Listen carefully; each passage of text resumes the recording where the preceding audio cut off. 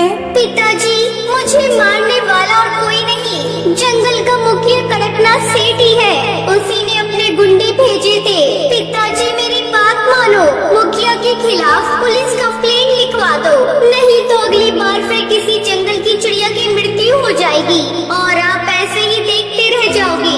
अपनी बेटी की बात मानकर टुन्नू बिना समय बर्बाद किए पुलिस कंप्लेंट लिखवा देता है, जिसके बाद पुलिस तुरंत मुखिया को गिरफ्तार कर लेती है और उसे जेल में डाल देती है। फिर भूतिया टूनी चिड़िया की आत्मा को मुक्ति मिल जाती है और वो वहाँ से हमेशा हमेशा के लिए चली जाती है।